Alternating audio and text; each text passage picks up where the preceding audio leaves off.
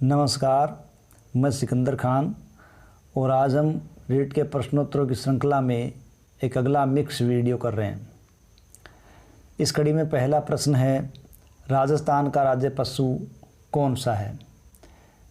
देखिए, सब जानते हैं राजस्थान का राज्य पशु चिंकारा है। क्या है? चिंकारा।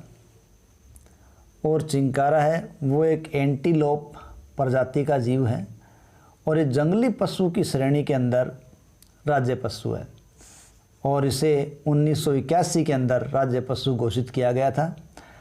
गजेला बेनेटी इसका साइंटिफिक नेम है। अगला हमारा प्रश्न है, ऊंटों के देवता के रूप में कौन से लोक देवता प्रसिद्ध है? देखिए, ऊंटों के देवता के रूप में पाबू जी हैं, वो प्रसिद्ध हैं। देखिए, पाबू जी हैं, उनका जन्म कोल्लूमंड फलोदी के अंदर हुआ था। ठीक है, जो जोधपुर के पास है, कोल्लूमंड फलोदी। और इनके पिता का नाम धांधल दे और माँ का नाम था कमला दे। राठौड़ों के मूल पुरुष हुए हैं राव सिंहा, उन्हीं के ये वंशज थे। ठीक है, और इनका विवाह है वो अमरकोट के राजा सूरजमल सोडा की पुत्री सुप्यार दे के साथ हो रहा था। जब चौथा फेरा हो रहा था तो फेरे के बीच ही ये उठकर अपने बहनोई जायल के जींदराव खींची से लड़ने चले गए, क्योंकि वो देवल चारनी की गायें लेके गए थे। और देवल चारनी की घोड़ी थी केसर कालमी, और ये केसर कालमी घोड़ी देवल चारनी से मांग कर ही पाबूजी लाए थे। इसलिए जब जींदराव खींची है वो देवल चारनी की गायों को ले गए, तो चौथे फेरे के दौरान ही पाबूजी है वो उनकी गायों को छुड़ाने के लिए चले गए और वहाँ देचू गांव के अंदर युद्ध करते हुए वीर गति को प्राप्त हो गए थे। तो पापूजी को गो रक्षक देवता, ठीक है, प्लेग रक्षक देवता, ऊंटों के देवता के रूप में भी माना जाता है। और ऐसा मानते हैं कि मारवाड़ में सर्वप्रथम ऊंट या सांड लाने का श्रेय बापूजी को ही दिया जाता है। और जो ऊंटों की पालक रायका या रेबारी जाति है वो पाबूजी को अपना अवतार मानती है। ठीक है, मेहर जाति के मुसलमान हैं, वो इनको पीर मानकर पूजा करते हैं।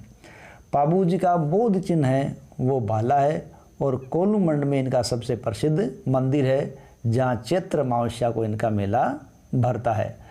और पाबूजी के पावड़े माठ वाद्य यंत्र के द्वारा गाए जाते हैं या नायक और रेवारी जाति द्वारा गाए जाते हैं, जबकि पाबूजी की फड़ है वो नायक जाति के मुंह पे रावण हत्ता वाद्य यंत्र के साथ बांसते हैं।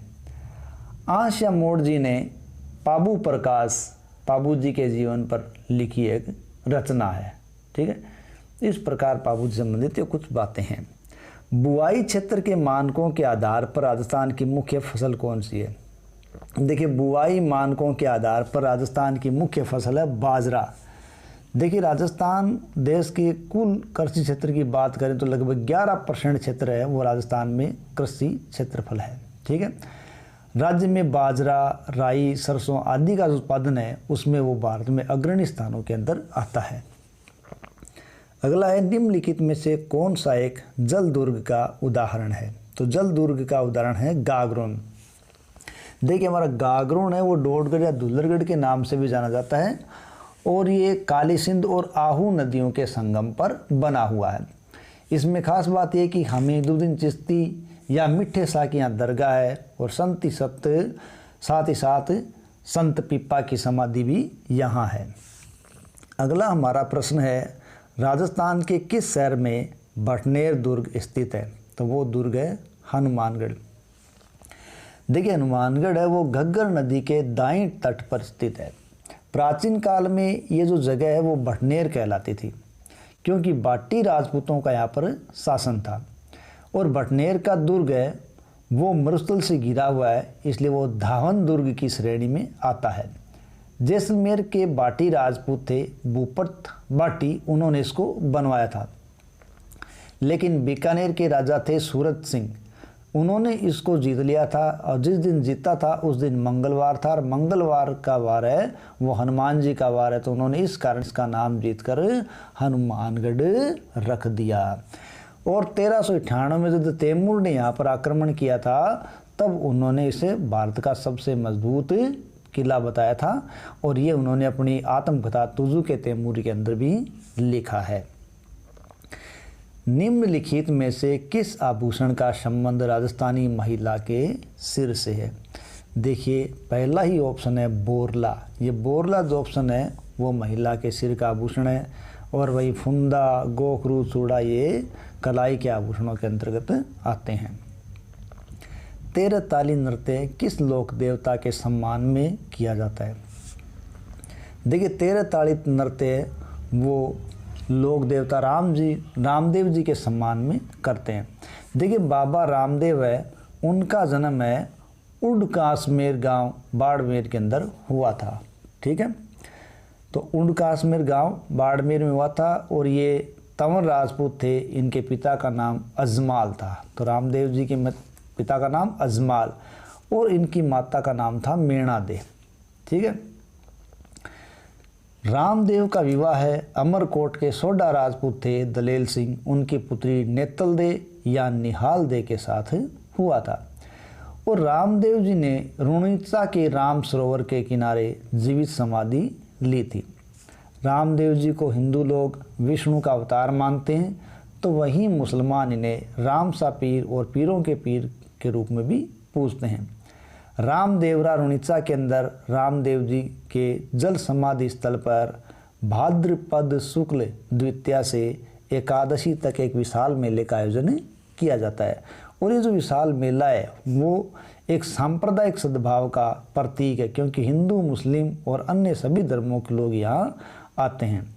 और इस मेले की दूसरी खास बात देखें तो कामड़ जाति के महिलाओं के द्वारा 13 ताली नृत्य का आयोजन है। इस 13 ताली नृत्य के अंदर कामड़ जाति की महिलाएं 13 मजीरों का इस्तेमाल करती हैं। ठीक है, तो रामदेव जी के अन्य मंदिर हम देखें तो जोधपुर के पश्चिम में मसूरिया पहाड़ी पर भी है और अजमेर में बिराटिया में भी है और चित्तौड़गढ़ के सुरता खेड़ा के अंदर भी है। जबकि छोटा रामदेवरा के नाम से प्रसिद्ध मंदिर गुजरात राज्य के अंदर है। ठीक है, अब हम देखते हैं रिखिया। देखो रामदेव जी को जो मेघवाल भक्त है वो रिखिया कहलाते हैं, जो कि इनके मेलों के दौरान रात्रि को जागरण लगाते हैं और इनके जागरण को जम्मा कहा जाता है। रामदेव जी के घोड़े का नाम लीला था। रामदेव जी के मंदिर कहलाते हैं देवरा। ठीक है, तो रामदेव जी के एक ऐसे लोक देवता हैं जो एक कवि भी थे। तो रामदेव जी हैं, उनके द्वारा रचित ग्रंथ है 24 बाणियाँ। ठीक है, और बाबा रामदेव के जो चमत्कार है उनको पर्चा कहा जाता है और भक्त द्वारा गाए जाने वाले जो भजन हैं उन भजनों को ब्यावले कहा जाता है। साथ ही साथ ध्यान रखें कि जो डालीबाई है उनको उन्होंने या रामदेव जी ने अपनी बहन बनाया था, जो अक्सर उनके साथ ही जम्मा या जागरण में साथ रहती थी। ठीक है, डालीबाई ने रामदेव जी से एक दिन पूर्व ही उनके पास जीवित समाधि ली थी और जहाँ वहीं पर डालीबाई का मंदिर आज भी बना हुआ है। अगला हमारा प्रश्न है अरावली पर्वतमाला की सबसे ऊंची चोटी गुरु शिखर कहाँ स्थित है? देखिए अरावली पर्वतमाला की सबसे ऊंची चोटी है गुरु शिखर, जो कि माउंट आबू सिरोही में स्थित है। अगला हमारा प्रश्न है कोलायत मेला बीकानेर का प्रसिद्ध मेला है, इसका एक अन्य नाम क्या है? देखो इसका एक अन्य नाम है कपिल मुनि का मेला। ठीक है, और 10वां प्रश्न है राजस्थान की आहड़ सभ्यता का एक अन्य नाम है, तो वो नाम है धूलकोट। देखिए राजस्थान की आहड़ सभ्यता की बात है तो वहाँ तो राजस्थान की आहड़ सभ्यता उदयपुर के अंदर आहड़ नदी या बनास नदी के क्षेत्रों में प्राप्त हुई है, इसलिए इसको बनास संस्कृति भी कहा जाता है। इस सभ्यता के कई नाम सामने आते हैं। देखिए इसको प्राचीन समय के अंदर आहड़ को ताम्रवती नगरी कहा जाता था। ठीक है, क्योंकि यहाँ से तांबे के प्रचुर साधन मिले हैं। और आहड़ प्राचीन काल में एक औद्योगिक नगर था जहाँ तांबा उद्योग विकसित था। ठीक है, और आहड़ को आघाटपुर या आघार दुर्ग के नाम से भी जाना गया है और इसी सभ्यता का या आहड़ का वर्तमान नाम धूलकोट भी है। तो एक अन्य नाम क्या माना जाएगा? धूलकोट माना जाएगा। अगला हमारा प्रश्न है कि जलवायु प्रतीकों के आधार पर BWH प्रकार की जलवायु में उपलब्ध है। ठीक है, देखिए इसके अंदर जिला आएगा जैसलमेर। ठीक है, देखो थोड़ा सा बता दें कि कोपेनहेगन ने राजस्थान की जलवायु का जो वर्गीकरण किया है, उस वर्गीकरण में उन्होंने 4 भाग बताए हैं। ठीक है, इसमें जो BWH प्रकार की जलवायु बताई है उसका मतलब है शुष्क मरुस्थलीय जलवायु। ठीक है, और शुष्क मरुस्थलीय जलवायु के अंदर गंगानगर, हनुमानगढ़, जैसलमेर, बीकानेर और जोधपुर का कुछ भाग शामिल होता है। ठीक है, क्योंकि ये जो क्षेत्र है BWH वाला, यहाँ 10 से 20 सेंटीमीटर वार्षिक वर्षा होती है। यहाँ का औसत तापमान वो 35 डिग्री सेंटीग्रेड के आसपास रहता है। और BWH जलवायु का प्रतिनिधित्व यदि राजस्थान में करने की बात करें तो वो प्रतिनिधित्व करता है बीकानेर। ठीक है, तो इनमें जो ऑप्शन होगा वो जैसलमेर होगा। देखिए इन्होंने दूसरा जो वर्गीकरण किया था वो किया था BSHW। इसका मतलब था अर्ध शुष्क जलवायु। और तीसरा इन्होंने किया था CWG, ये था उप आर्द्र जलवायु। और चौथा उन्होंने जो वर्गीकरण किया था AW, वो था अति आर्द्र जलवायु। इस प्रकार जलवायु प्रतीकों के आधार पर उन्होंने 4 प्रकार की राजस्थान में जलवायु मानी थी, जिसमें BWH प्रकार का था शुष्क मरुस्थलीय जलवायु, और ये जैसलमेर इसके अंदर शामिल होता है। अगला हमारा प्रश्न है, निम्नलिखित में से कौन सा एक तत्ववाद यंत्र का उदाहरण नहीं है। देखिए तत्ववाद यंत्र वो होता है जो क्या हो, जो तारों से बना हो। तो यहाँ जंतर है, सारंगी है, रावण हत्ता है, ये तार से बने हैं। जहाँ तक अलगोजे की बात है, अलगोजा है वो तत्व श्रेणी का एक वाद्य यंत्र नहीं है, क्योंकि ये एक सुशीर वाद्य यंत्र है जिसमें 4 छेद वाली 2 बांसुरी होती है। ठीक है, तो ये फूंक मार के बजाया जाता है। चारण किस देवी को अपनी कुल देवी के रूप में पूजते हैं। देखिए चारणों की कुल देवी के रूप में प्रसिद्ध है वो है करणी माता। करणी माता है, उनका प्रमुख मंदिर है देशनोक बीकानेर के अंदर है, और इन्हें चूहों की देवी के रूप में भी जाना जाता है। और यहाँ के विशेष चूहे हैं सफ़ेद चूहे, जिनको काबा कहा जाता है।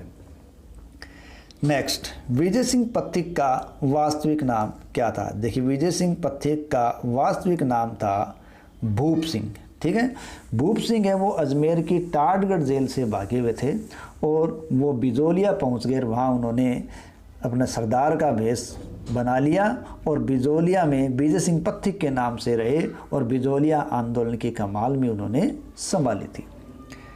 15वां प्रश्न है, मारवाड़ी बोली के साहित्यिक रूप को क्या कहा जाता है। देखिए मारवाड़ी बोली के साहित्यिक रूप को डिंगल कहा जाता है। क्या कहा जाता है? डिंगल। और पृथ्वीराज राठौड़ है जो बीकानेर के राजघराने से संबंधित रहे हैं, उनको डिंगल का हेरोज के नाम से भी ही जाना जाता है। ठीक है, अगला हमारा प्रश्न है, टापरा घर है। ठीक है, देखिए टापरा है वो भीलों का घर है। साथ ही साथ ध्यान रखें भीलों के घर को कू भी कहा जाता है। क्या कहा जाता है? कू। 17वां प्रश्न है, तिलवाड़ा पशु मेला किसकी स्मृति में आयोजित किया जाता है।